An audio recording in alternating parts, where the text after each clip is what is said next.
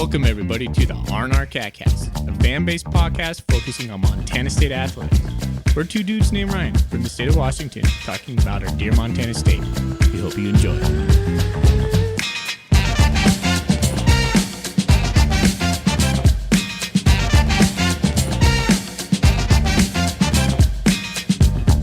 And good evening, good afternoon, and good morning, Bobcat fans. I am your R&R basketball host, and this is Brickball. I am Zach Levere, and tonight I'm just joined by one of the Ryans, but it's the other Ryan. Thorny, how you doing today? It's a bearded edition of Brickball tonight. Always is, man. Haven't had a clean face in quite some time. It's good to be on, man. I did the very first introduction Brickball episode, I think, and I haven't been around since then, so good to be on. Yep, this is the first podcast that the two of us have gotten to do together. That's right. Foley was going to join us tonight, but it is just me and you rocking it tonight. So a couple things to cover. It's been about 2 weeks since our last episode of Brickball, and a couple things have happened. Unfortunately, not like I predicted in the last episode, but we're here and we're riding the wave.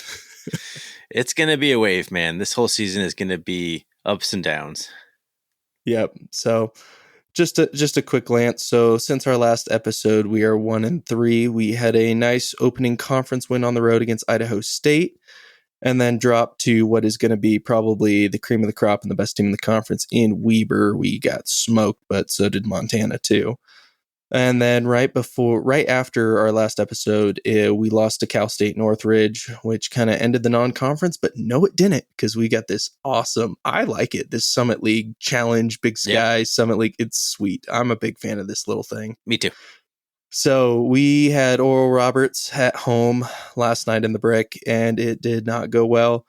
And to be honest, it had a lot of the themes that it's had throughout the season of the Cats fighting close, being up 1 or 2 at half, and then the wheels coming off the bus where we just kind of play benign halfway through the second half and then, fall behind 5-6 points with a couple minutes to go, and we just find ourselves in a hole where we either go the worst way of losing by 10 or we just keep it close and then lose by a couple points at the end. And then miss a layup at the last second.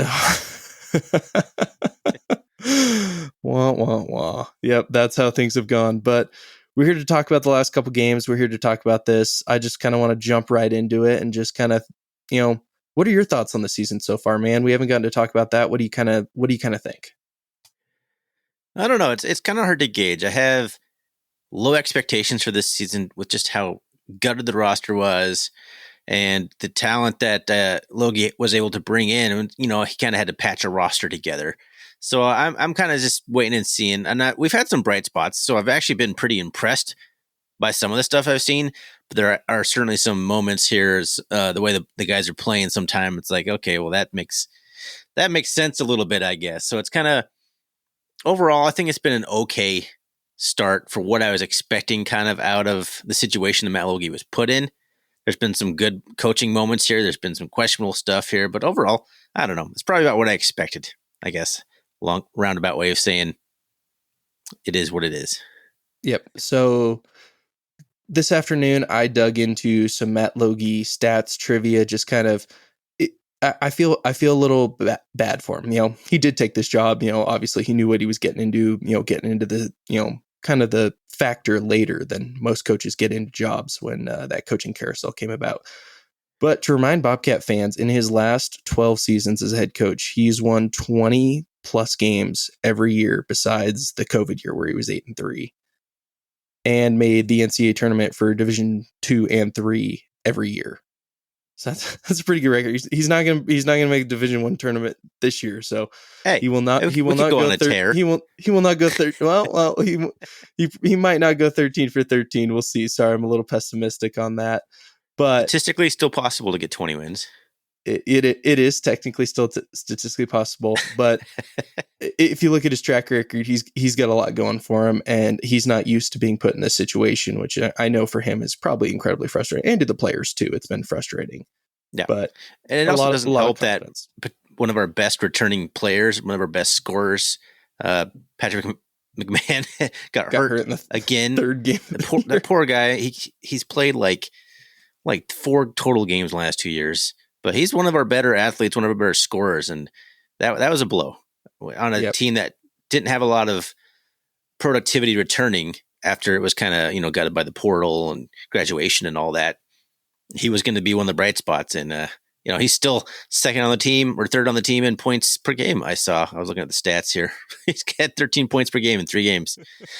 I think one of those was probably against that Indian college or whatever. That was not a real played 2 contest. So he played 2 of those. But point is, he would have been a key contributor. So exactly, it's been a challenge. It's been a challenge to kind of watch sometimes and kind of get up for watching the Bobcats this year, just knowing that, hey, it's going to be kind of rebuilding process starting now. Yep. So to get into kind of, I don't know, some Bobcat randoms, as you asked a question before I went on the last episode about Tyler Patterson and kind of Logie letting him do some stuff. I was digging into some more Big Sky stats. Overall, Tyler Patterson leads the Big Sky Conference in minutes played this year, average. I think he probably did last year too. He hardly ever comes off the court. Over Dylan Jones, over anybody in the league, he leads at 35.5 minutes a game, which is, I've watched quite a few of these games now, and sometimes he can be quiet, and sometimes you notice him because he's chucking threes up, and you're puzzled at some points he's making some of them and he's not making some others. But that was another pretty big stat I had.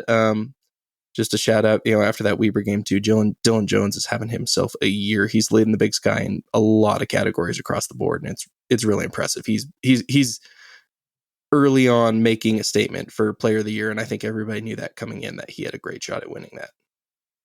For sure. Back to Patterson real quick. I'm actually looking at his stats right here. He's having the best year of his career. Yep. Yeah, he has easily. His best shooting, field goal percentage, his best 3-point percentage. He has not missed a single free throw this year. I don't know how many that is. He's probably like 3 for 3 or something. He's not a guy who shoots a lot of free throws. No, he's not. But he's actually got almost 3 rebounds a game. He's got almost an assist a game, almost a steal a game. 9 point. He's his most productive year so far by a pretty substantial margin. So good to see Patterson having a pretty good, solid senior campaign under Matt Logie. Yep, and also good to see Tyler Garacki really coming on strong, coming into his own, which is kind of cool to see. He's got a couple years left. I'm really excited to see, maybe not this year, but year-over-year player development for him. Yeah, so he's been fun to watch. He has been fun to watch, he's and a dude. I'm excited. He's a shooter.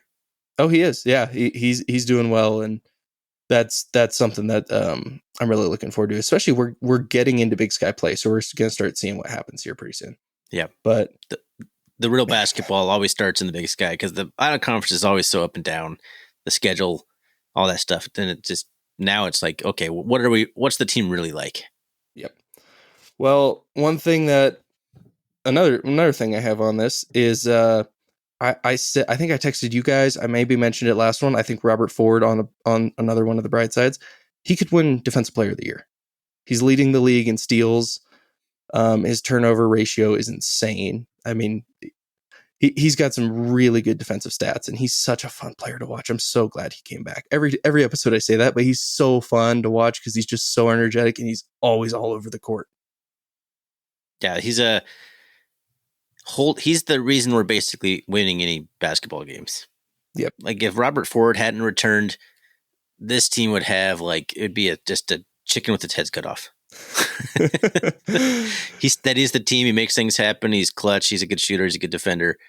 He's really the Bobcats' best player right now, and he's holding it down. And yeah, he's been fun to watch. And yeah, he could make a case for the Defensive Player of the Year, but they're not going to give it to a player probably on a team that finishes 500-ish or worse. Yep. Leads the conference at 2.9 steals a game, and he also leads the team in rebounds at 7.6. He's such a good rebounder, man. He's got hops, man. He's always there, but he knows where to go. It's just crazy that he's the smallest guy on the court. He's been all year. He's just the smallest guy on the court, and he's down there snatching rebounds. That are you almost embarrassed to be one of the taller guys or the forwards? Like if I was Logie, I'd be on some of the guys about that. Like, yeah, Ford's a heck of a player, and he can get down there and get those rebounds and stuff. But come on, man, if you're down there, center should always be leading teams in rebounds and forwards. Like that's a little ridiculous. Yeah, I could see that. I could see that side of the argument. Yeah, when your point guard's leading your team in rebounds, you're not having the best luck around the rim. But Anyway, we continue on, and man, I am a little upset about our loss against Oral Roberts because I am all in on this Summit League challenge, and I don't know why I am, but whoever came up with this thing, hats off to this whole idea, because it Give something to root for in the middle kind of part of the season. Well, this is exactly one of those things that you need for a care about kind of just regular season college basketball. This is awesome. I'm watching games from other teams in this league that I would have no business watching, but I care because I want to see us win this dumb little challenge that actually kind of means something that's fun. Yep. I mean, a lot of these teams we're playing, like the Dakota schools and stuff, like, yeah, we play them in football, but it's also kind of bled into a little bit of a rivalry into basketball, and I love it. Mm-hmm. No, I agree. It's been pretty fun to watch. Yep. So currently, as we stand after the first round, and it's men's and women's, it's 11-11 straight tie. And I was at the game last night, and I don't know if they said it on the broadcast, but they went through the tiebreaker situation because I think there's a point total of winning home or away and how you get these points. But if this thing is tied out like 5 tiebreakers down, which it won't get to that, the commissioners will arm wrestle for the title. Oh my gosh, we need to see that happen. And that has to happen. Tom Wistersill versus I have no idea who the Summit League commissioner is. The money's on Tom though. Yeah. Oh yeah. He's intense. He's competitive too. I would put my money on him too, but I just would want to see that some charity, somebody please sponsor that. That would be awesome to see. Yes. So what a way to do that. But anyway, real quick, I'd like to pivot, kind of middle show pivot, because I have it on my notes here, but how about the women winning 5 in a row? And I mentioned it last episode to Foley about the women's schedule, because I think at the time they had the same record as the men. But the women have played a lot of really good teams, a much tougher, much more competitive schedule. And I'm just going to rattle them off real quick. But North Dakota State, Weber State, Idaho State, North Texas, and Wyoming. And they've all won them by about 10 points. So it's not like these have been close, and they played a couple of these on the road. But the women could be a force to look out for. And I mean, if you're looking for somebody to make a run and make some noise, the women are looking really good right now. No, I thought they were kind of going to have to struggle a little bit when Lexi Deaton got injured for the season. I'm like, oh man, like it was a promising start. She gets hurt. They're pulling together. They're rattling off some wins. Binford, she's a good coach. She's been around a long time. She's getting the best out of her players, and they're looking good. Yep. And they got some playmakers. Retooling staff, retooling roster. They have some seniors who are just really balling out right now. That's awesome to see. The other thing I thought was kind of funny going into the notes is the other Big Sky champion winner of last year, Sacramento State, on the women's side are 1-11, and their coach bolted for TCU.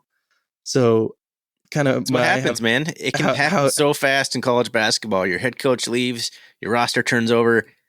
All of a sudden, a team that was like 3 or 4 years straight winning conference titles can just be just bad.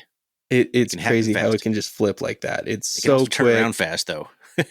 Yes, it can. Ask my Washington Huskies and Kalen DeBoer too after 2 seasons. Yep.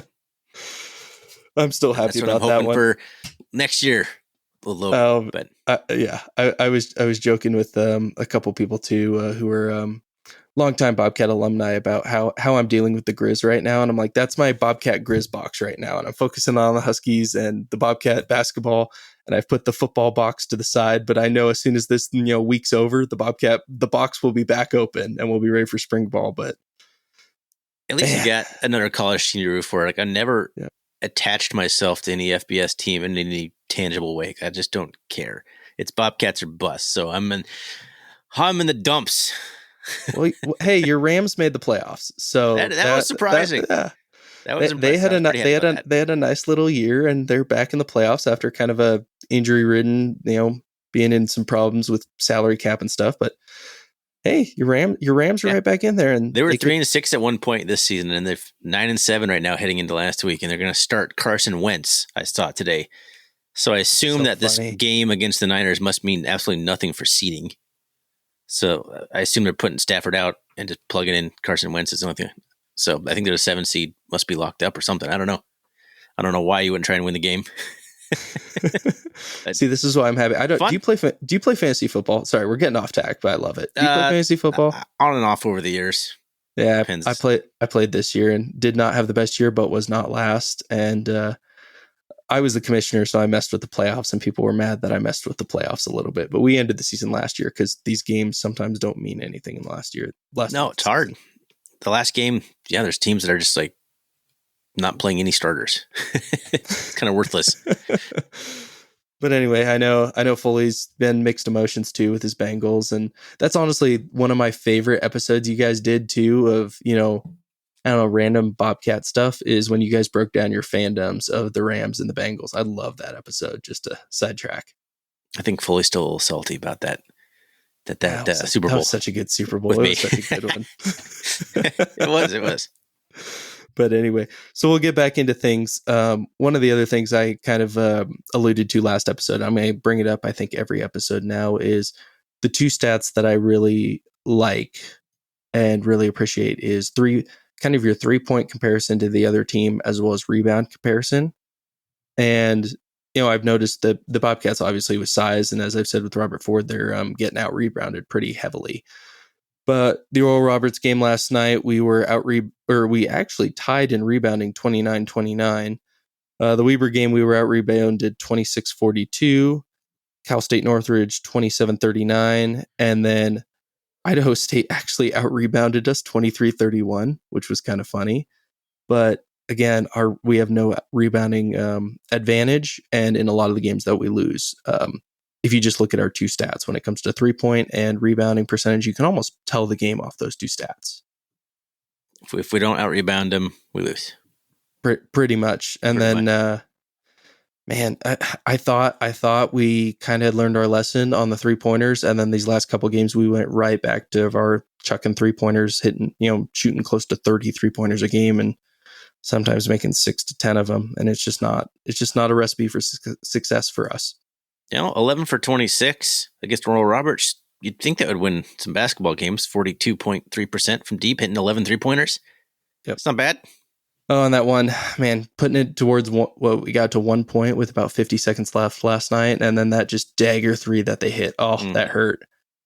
But, clutch shooting and clutch times will win games for you, and we just weren't there at that point. But, man, it's going to be interesting coming up. Our next 3 games are all against teams that are 7-8, 6-8, and 7-6. So right where we are in the wheelhouse. I don't have a good feeling at South Dakota State here. They just took Weber to the wire. It took a Dylan Jones, last second shot to beat South Dakota State at their building. So we'll see. But man, my confidence level isn't great right now on that. Oh, I'm like, what am I looking at? I'm looking at the women's schedule. Yeah. They also play South Dakota State. It was really confusing. I know. I saw that. ESPN today. Isn't that so weird? I thought I had to look at the record. The right and I'm one. like, we're not 8-6. Okay, so we got South Dakota State, Northern Arizona, North Colorado. I don't know. I could see us winning 2 of those. Yeah, it would definitely put us back on track. And you don't know after this little mini tournament what your kind of conference looks going to be, but. Haven't dug too much into NAU or UNC. I think I talked to them a little bit. They had played both Southern Utah, I think both those teams played them, and they split. Yeah, we won by 1 point. That was the that was the Tyler Garacki pump 3. Oh, that was such a again.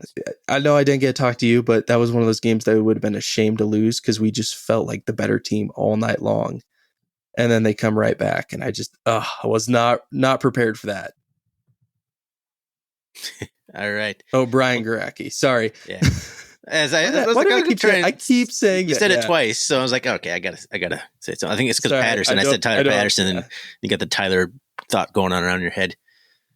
Yeah. Well, do we want to recap the games leading up to now, or do we? Where do you want to go? Man. Well, let's go on the Idaho State win. Let's just go on that because we won that game by 10 points. And we looked good. That was a very confident, road win. That was the first conference game of the Logie era, and I thought we looked really good in that, really sharp. Idaho State's nothing special, but it was something that nice to see us go get a road win, which was something that was really cool. Yeah, we led the entire way that game. Yep, and it wasn't Idaho State never really got close. Yeah, they did a little bit at the end there. I think they got within like 6. I'm looking at, but it was basically like a comfortable 8 to 12 point lead like the entire game. It was a dominant performance. It's one of the better ones I've seen for a Bobcat road team. We Yep. just And didn't play. We didn't make many mistakes. We just kept foot on the gas. I know it wasn't, like you said, Idaho State's nothing special, but a road win that you dominate the entire game, I feel good about. Coming out with an 8-point win, like I'll take that anytime. I think Danny Sprinkle would have taken that anytime. absolutely. And we're still getting used to, that was another thing I was going to bring up, is we're shooting a lot less free throws this year than we were with under Sprinkle's teams, as well as we're having other teams shoot a lot more free throws. I don't know if you can hear them on the broadcast, but they do a Taco Bell thing where if a team misses 2 consecutive free throws, you get free tacos. And I have walked out of the arena, I think, every game with a free taco coupon, but it's just a noticeable Who's sponsoring thing too. it? It's like, just, I don't know, one of the local Taco Bells in the Gallatin Valley or something like that. You get free Doritos It's Locos a Taco Bell. Okay. That's funny. They're going to have to cancel that here soon. Stop fouling and stop having people, which you would think, those two ends haven't been really full, so you think you'd be able to focus on your free throws, but nope, somebody's missed 2 consecutive free throws every game. Hey, sometimes that's even more weird when you're shooting a free throw. Is there an empty arena and there's nobody like making any noise? It's almost even harder it weirds you out. Yeah. So anyway, so we go to Idaho State. We get that win. Yeah, the box score didn't really show. That was the anomaly in our win. I actually tried to dig in to the box score to try to see, what stood out, and the threes, and it to, counter my point, the threes and the rebounds didn't really show for that one. But our steals were better, our ball discipline was better, our turnovers ratio was better. We played a much cleaner game against a lesser opponent, and sometimes, we played dirty games against lesser opponents and lost. So to go on the road and make that win was a good statement. It also feels like we just haven't played at home. I mean, besides yesterday's game, we just haven't been at home for the last 20 days. Not 20, but 15 coming on 20 days. So, I mean, it's been a long break in action of playing road games and being out there. And now we get to have these. We go to South Dakota State. We got one more, and then we get these 2 plate games at home, and we'll see what happens. We don't have 4 straight. Yeah, 4 straight. We don't have killers on the schedule coming up. We can ease back into it, and the students will be back in town. So please show up. Please get out there. Please support this team. They need it. We need to make the brick loud because it's, we got to get that attendance up. We got to support this team. Yeah, but it's going to be hard. Like attendance has been a struggle for a long time, and they got a little bit better under Sprinkle, but even then it's not as good as it used to be. I mean, that's just kind of a college basketball problem in general. But yeah, get out there. Cheer on the Bobcats. Yeah, exactly. Win some tacos. Eat some tacos. Yeah, as a college kid, please go get your Doritos Locos tacos. I'm telling you, it's almost a guarantee every game to get it. What college kid doesn't want free tacos? Come on. Oh, man. Well, man, you got anything else? I know it's a little late tonight. We're going a little short, but do you have anything else, kind of expectations, anything that's been on your chest about this team coming up? No, not really. You guys have been doing a good job. I've been watching when I can. I've watched at least a part of every single game. Like, I don't know. One thing I noticed against Oral Roberts, and I want to kind of bring it up. The first time I've seen the Bobcats this year look really just kind of lost. Yep. Like they were playing really well in spurts, but there were some possessions where it looked like even just trying to figure out how to hand the ball off was a challenge. Like they weren't communicating. So I don't know. What were your thoughts there in the arena when have you seen that flash up this year? That's the first time it really kind of flashed on my side when I was actually watching. I'm like, we look super disjointed right now. Yeah, bad turnovers kind of have been an issue. 4 to 5 bad turnovers have been kind of a problem all year so far that I've noticed. Seriously, off his knee again, or just miscommunication on a pass or disjointedness. And I 100% agree. We were talking about it last night. We just look lost. I think Logie looks a little lost with some of these guys in his scheme and his implementation. And I don't know how you fix that. I don't know. I think it's, identifying it's good, but it was painful. It's painful to watch that. And I hope they fix it. You don't have to go beat South Dakota State, but I'd like to see, improvement there. I think that was the theme of the year too, is improvement.